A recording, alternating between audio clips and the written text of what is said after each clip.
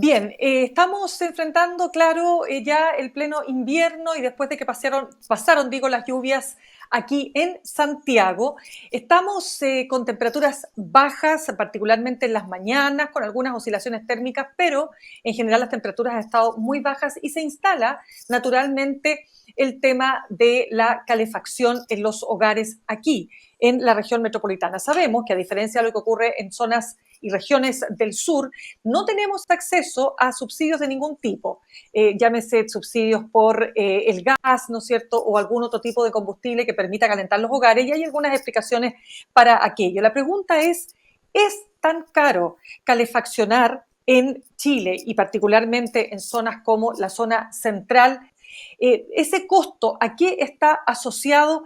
¿Cómo podemos, en definitiva, mejorar la calefacción en periodos que, francamente, las temperaturas bajan muy profundamente y pronunciada aquí, en esta zona del país? Es lo que queremos preguntarle a nuestro siguiente entrevistado. Ahí está Rodrigo Pillaqueo, académico de la carrera de Ingeniería en Ejecución en Climatización de nuestra universidad, la Universidad de Santiago. Rodrigo, ¿cómo estás? Gracias por estar con nosotros esta tarde. Hola Mirna, gracias por la invitación. Rodrigo, ¿por qué es tan caro calefaccionar en Chile, pero sobre todo aquí en la zona central? Hay varios factores que inciden, digamos, en el tema de costos, porque por un lado, Santiago, ¿cierto?, se caracteriza por tener un clima que no es necesariamente frío todo el año, entonces estructuralmente las viviendas, ¿cierto?, no cuentan muchas veces con un envolvente eficiente, digamos. Entonces, mucha de la generación térmica que se logra en las casas, pensemos hoy día, se pierde. Se pierde porque la hermeticidad en cuanto al calor, digamos, no es ideal. Entonces, se desperdicia mucha energía, dado que el envolvente digamos, no existen estrategias pasivas asociadas muchas veces a contener el calor que se genera. Entonces, en ese sentido, estoy generando calor, una fuente de calor, ya sea una estufa, un aire acondicionado, una caldera, qué sé yo, lo que esté generando, se está perdiendo constantemente. Entonces, yo creo que aquí por lo menos incide mucho esto del envolvente, de que las estrategias pasivas, que no necesariamente tienen que ver con la generación, sino más bien cómo yo encierro ese calor, cómo lo mantengo, es donde está fallando. Claro, y ahí está, hay un tema. Mira, quiero dar un dato, Rodrigo, que obtuvimos acá desde el Ministerio de Energía, corresponde al año 2018, pero se hizo una encuesta, ¿no?, para ver cómo se distribuye el tema de la energía en todo el país. Pero mira, en términos muy generales, a nivel país, el consumo de energía por combustible, fíjate, la mayoría de las casas, de los hogares, calefacciona con leña, 39,6%. Nosotros no podemos en Santiago por razones evidentes. Electricidad, 25,7%, gas, 31,4%, y este dato me sorprende, no sé si habrá cambiado, parafina 2,6% y pellet apenas 0,8%. ¿De qué nos hablan estas cifras? Bueno, en general, si lo pensamos desde el punto de vista económico, la leña obviamente alcanza la mayor incidencia, ¿cierto?, en el uso, seguramente por un tema de costo, el acceso, ¿verdad? La leña es más fácil en zonas rurales, ¿verdad? Para un sistema eléctrico, ya sea, por ejemplo, un tipo de aire acondicionado, como una bomba de calor, yo necesito sí o sí un sistema eléctrico más robusto, en una instalación eléctrica adecuada, entonces puede estar por eso un poquito menos presente, ¿cierto? En lo que es gas, parafina y pellet, vemos que también pues, pasa por un tema, me imagino yo, de costo. Cada vez el gas está siendo más caro, así también los combustibles, ¿verdad? Por otro lado, el pellet ya, yo creo que está el último, porque el pellet se utiliza más en calderas que funcionan con pellet y son sistemas más sofisticados que requieren de una instalación, digamos, mucho más profesional, digamos, y una intervención además mucho mayor en un hogar. Entonces, me parece que esta escala, ¿cierto?, de uso, esta incidencia, esta diferencia de incidencia, apunta a que la electricidad está ganando terreno, ¿cierto? Me parece que la tecnología de las bombas de calor hoy día está ganando bastante terreno. Hoy día vemos que se comercializa a nivel de retail, ¿verdad? Uno puede encontrar sistemas de aire acondicionado a precio asequible y sin duda mucho más limpio en cuanto a la generación del calor respecto a la parafina o al gas. Claro, pero ahí, Rodrigo, entramos en un tema, y es que esas bombas de calor, como los aires acondicionados, que son muy eficientes en términos de que en muy poco tiempo calientan o enfrían un lugar o un espacio determinado, son extremadamente caros. Y sumémosle que va a aumentar el precio de las tarifas de la luz. Entonces, ¿en qué quedamos? Pensémoslo desde el punto de vista gas, por ejemplo. Un cilindro de gas de 11 kilos hoy día está por el orden de los 18.000, 20.000 pesos.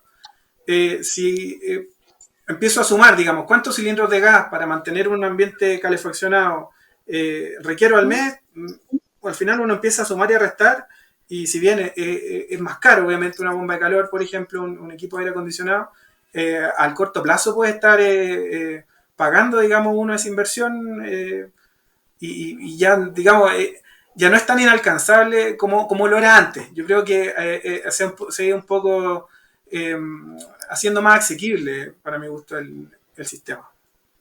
O sea, lo que tú estás diciendo, Rodrigo, en el fondo es que no es tan así como que por tener el aire acondicionado prendido, en la etapa, por ejemplo, de calefacción para la época de invierno, va a generar necesariamente más gasto si tuviéramos, por ejemplo, la estufa a gas todo el día prendida.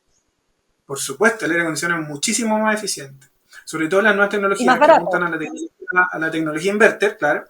Eh, un cilindro de gas me duraría, no sé, si lo tuviera encendido una estufa pequeña, no sé, esta estufa de casa, no sé, 2 quemadores, por ejemplo. La tengo encendida 4 horas, 5 horas me dura el Claro. cilindro y se va a acabar. Entonces voy a estar gastando, no sé, no, fue muy extremo, pero pensemos que un cilindro me puede durar 3 días si tengo la estufa prendida todo el día. En cambio, un equipo de aire Ya. acondicionado puede tenerlo encendido todo el día y se va a ir, el equipo va a demandar electricidad mientras esté funcionando, pero va a llegar a la temperatura que yo le indico, ¿cierto? Y luego el equipo se detiene, o si tiene la tecnología inverter, que es esta última tecnología que un poco adapta, ¿cierto?, la capacidad del equipo a la necesidad térmica del recinto, entonces gasto lo que necesito, y no más que eso. La estufa no hace esa modulación de capacidad, la estufa no la tiene encendida y si llega a la temperatura o empiezo a sofocar, la apago, ¿cierto? En el caso del aire acondicionado, tiene esa posibilidad de modular su capacidad, de gastar lo justo, digamos. Interesante el punto. Estamos hablando con Rodrigo Paillaqueo, académico de la carrera de Ingeniería en Ejecución en Climatización de la USACH. Para que sigamos avanzando, Rodrigo, hay una realidad que es evidente. En Chile, las personas, o los hogares más bien, que tienen calefacción central son una minoría. Yo, no sé, leía un reportaje, no sé si estará, no veo de dónde obtuvo la cifra la periodista de The Clinic que hizo este reportaje, pero ella dice que hay un 1,8% de los habitantes de la región metropolitana que tiene calefacción central en su casa. Eso es porque es muy cara mantener la calefacción central, supongo. Son hartos aspectos. El tema de la calefacción central aplica principalmente hoy día a edificios, ¿cierto? A edificios que cuentan con una gran central térmica donde se genera, ¿verdad?, el calor de manera centralizada y se distribuye mediante cañerías, ¿cierto?, a cada uno de los departamentos. Y por ese lado se ve muy habitualmente en edificios. Y lo otro también en casas de alto metraje, digamos, casas parcelas, ¿cierto?, que tienen muchas veces una caldera y radiadores en los distintos habitaciones, ¿verdad? Y de manera centralizada, entonces se genera el calor. Entonces, si lo pensamos de punto de vista parcela, hoy día vemos que han ido cada vez, ¿cierto?, un poco desapareciendo, se construyen más estos grandes edificios y va desapareciendo estas grandes casas, sobre todo en la parte más de Santiago Centro, ¿verdad? Y lo que son los edificios, se ve habitualmente este sistema, de centralizado. Ya, Ahora, es un sistema caro, es un correcto. sistema que se implementa desde el principio, o sea, se gesta el proyecto desde el principio y desde ese momento entonces se empieza a considerar tal tamaño de caldera, tal sistema, si es radiadores, o si es piso radiante, o losa radiante, etc. Entonces, son sistemas que Pero es parten desde el caro. principio. Son súper Sin caros porque duda. se hace una inversión Es, una vez es nomás.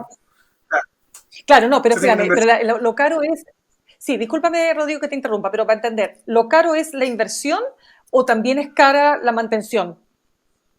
La inversión inicial es carísima, es de las más Ya. altas, porque es invasiva, digamos. e invasiva. Por eso se hace Claro. al principio del proyecto. Se piensa desde el inicio como concepto, digamos.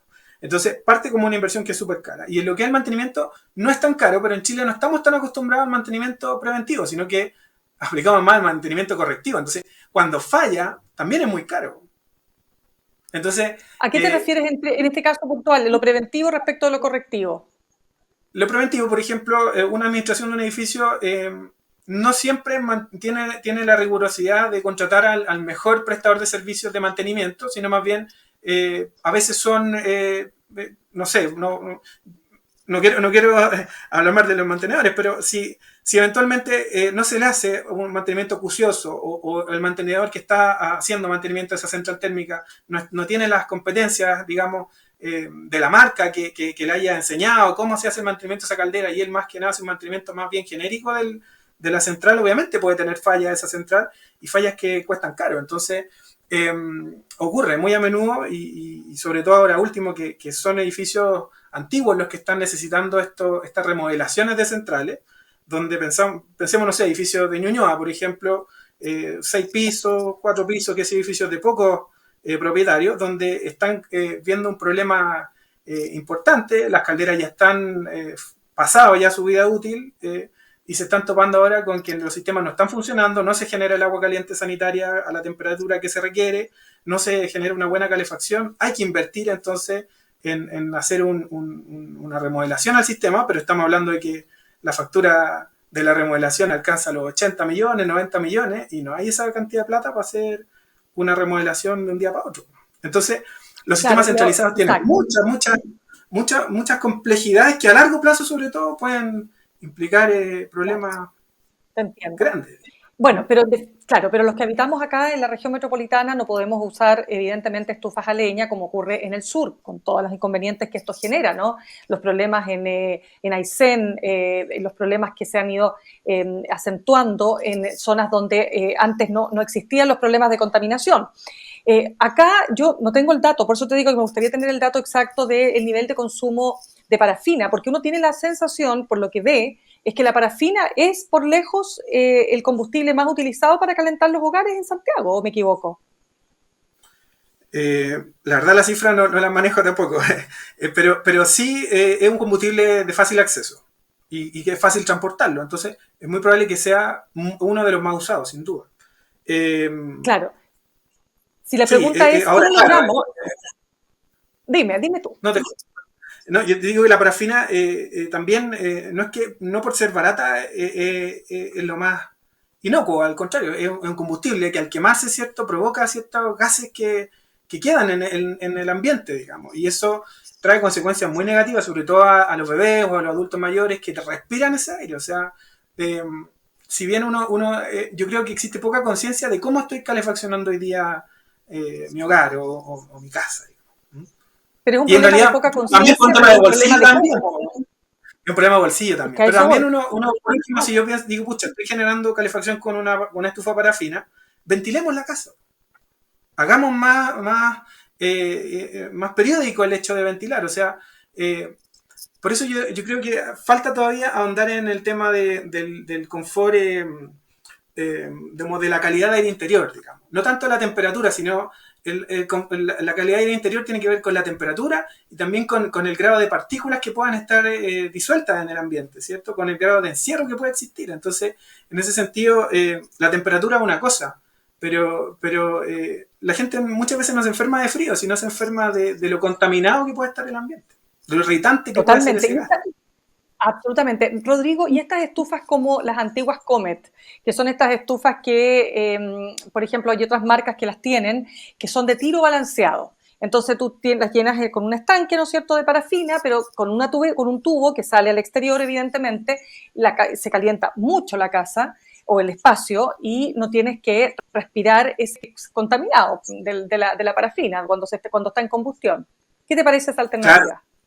No, es una muy buena alternativa, al igual que hoy día también a nivel de generación de agua caliente, los Calefón que tienen tiro forzado o tiro balanceado también. El hecho de que el gas el gas de combustión, ¿cierto? Uno se asegure de que se va al exterior y que no va a quedar dando vuelta en el recinto. Muy bueno, sobre todo pensando en estos gases de combustión que son tan irritantes hoy día.